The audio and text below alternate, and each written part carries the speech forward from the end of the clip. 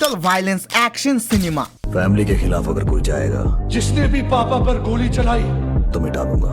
मेरे बाप की कसम, मैं वादा करता हूँ। এই নামগুলো শুনলেই আমাদের মাথায় মার্কো কেজিএফ বা অ্যানিমাল এদের নাম বেশি মনে পড়ে, বাট শুনলে অবাক হবেন এগুলো তো কিছুই না। এর থেকেও ভয়ঙ্কর লেভেলের অ্যাকশন ফিল্ম এখনো ইন্ডিয়ান সিনেমায় আসা বাকি আছে, যেগুলোকে আপনাদের মধ্যে অনেকজনই ভয়ের কারণে দেখতেই যাবে না। लोगों ने आज तक जो भी देखा है वो झूठ है।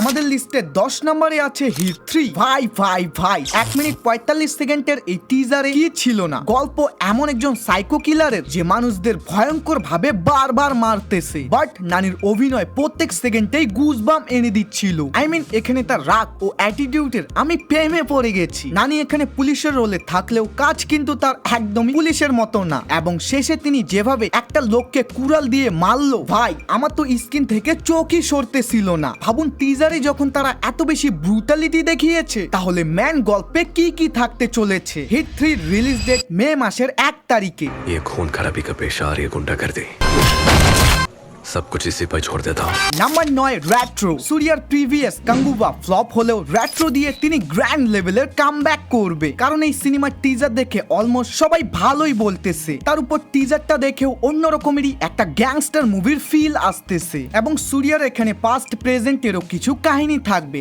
সেম টু সেম লিও মুভির মতো। সূর্যা প্রথমে তার বাবার কথায় খারাপ কাজ ও মারামারি করত, যার জন্য সে একবার জেলেও গিয়েছিল, কিন্তু যখনই তার লাইফে পূজা হেকড়ে আসে, সে সবকিছু ছাড়তে রাজি হয়ে যায়। আর ভাই যারা এখনো এটাকে একটা নর্মাল সিনেমা ভাবতেছেন, ব্রো এখানে মাল্টিপল ক্যারেক্টার দেখা যাচ্ছে যারা আবার খুবই ভয়ঙ্কর। দিস মেইন ইন্টারেস্টিং বিষয় হচ্ছে আমাদের হিরো কিভাবে একাই এই সব ভিলেনদের সাথে লড়াই করবে। এই সিনেমারও রিলিজ ডেট সেম মে মাসের 1 তারিখে।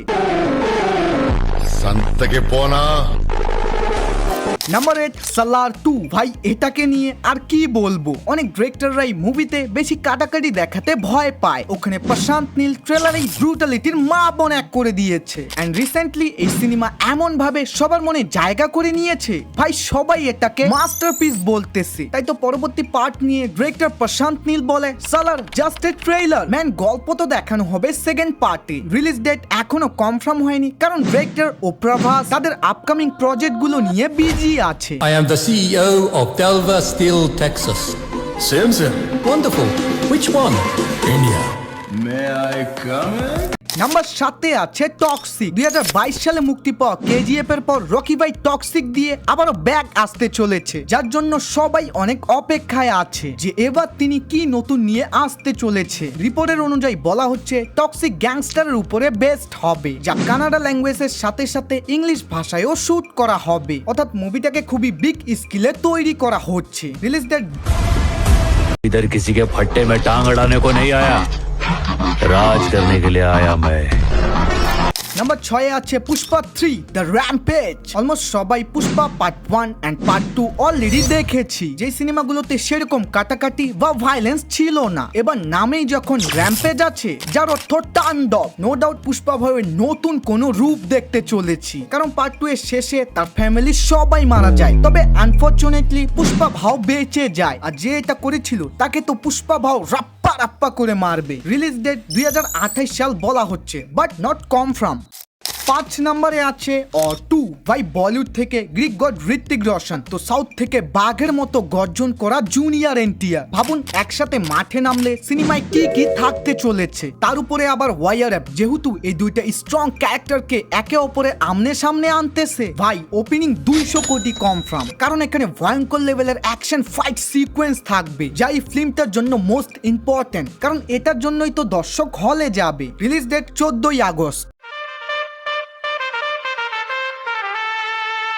संतके पोना 4 নম্বরে আছে স্পিড। ভাই এই সিনেমা ডিরেক্টরই তো ব্রুটাল অ্যাকশন এন্ড ভিন্ন কিছু দেখানোর জন্য পপুলার। কবির সিং মুভিতে তাকে সমালোচনা করলে সন্দীপ রেড্ডি ভাঙ্গা হেসে বলে এটা তো কিছুই না, আসল ভায়োলেন্স দেখাবো অ্যানিমেলি। ব্রো প্রথমত স্পিড মুভির সাথে সন্দীপ রেড্ডি ভাঙ্গা, তার উপর ডাইনোসর প্রভাস, ভাই এটা কোনো মুভি না, বড় ফেস্টিভ্যাল হতে চলেছে। খুশির খবর হচ্ছে অলরেডি এই সিনেমার শুটিং চালু হয়েছে, আর রেবেল স্টারও কয়েকদিনের মধ্যে সেটে জয়েন হবে, কিন্তু রিলিজ ডেট কনফার্ম না। जा तुझे छोड़ दिया, लेकिन एक बात याद रखना, the world is my territory 3 নম্বরে আছে কেজিএফ চ্যাপ্টার 3। ভাই ভাবুন, যেই ইন্ডাস্ট্রি থেকে 2000 আগে কখনো 200 কোটির কালেকশন আসেনি, ওখানে rocking star Yash KGF chapter 2 দিয়ে 1200 কোটি নাম্বার অ্যাচিভমেন্ট করেছে। আর প্রশান্ত নীল তো আগেই বলেছে, আমি বেঁচে থাকি বা না থাকি এই সিনেমা অবশ্যই আসবে, এবং গল্প ভালো হোক বা না হোক ইয়াশের স্টারডামের জন্য এটা বক্স অফিসে আগুন লাগিয়ে দিবে।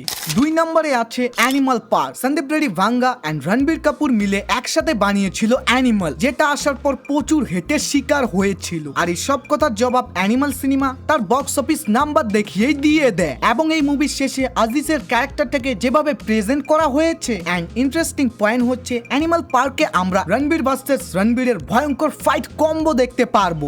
फैमिली के खिलाफ अगर कोई जाएगा तो मिटा दूंगा, चाहे वो बाहर का हो या फिर फैमिली का। আর আমাদের লিস্টের 1 নম্বরে আছে মার্কো 2, যেটা এই সব সিনেমাগুলোরই বাপ। কারণ প্রথম পার্টেই তারা যেরকম ভায়োলেন্স দেখিয়েছিল, সত্যি সিনগুলো ভাবলেই ভয় লাগতেছে। আর আমি তো প্রথমবার এগুলো দেখে চোখ বন্ধ করেছিলাম, তারপরেও পুরো মুভিটা বলা চলে নর্মালি ছিল। কিন্তু যখনই কবির দোহান সিং এন্ট্রি মারে, হিরোকে বিল্লি বানিয়ে দেয়, এবং আমাদের হিরো যেই বাচ্চাটাকে বাঁচানোর জন্য পুরো সিনেমায় নিজের জীবনের বাজি লাগিয়ে দেয়, ওখানে ভিলেনরা ক্লাইম্যাক্সে ওই বাচ্চাটাকেই কিডন্যাপ করে। আশা করি বুঝতে পেরেছেন আমি কি বোঝাতে চাচ্ছি। মার্কো এবার মানুষ রূপে না, রাক্ষস রূপে সবাইকে মারবে। বাকি এসে বলতে বলতে আমার গলায় ব্যথা করা শুরু করেছে, তাই সাবস্ক্রাইবটা প্লিজ করে দাও, নাহলে এরকম ভিডিও বানানোর মোটিভেশন ভিতর থেকে একদমই আসে না। তাই প্লিজ সাবস্ক্রাইব করে দাও ব্রো। আর হ্যাঁ, বাই বাই।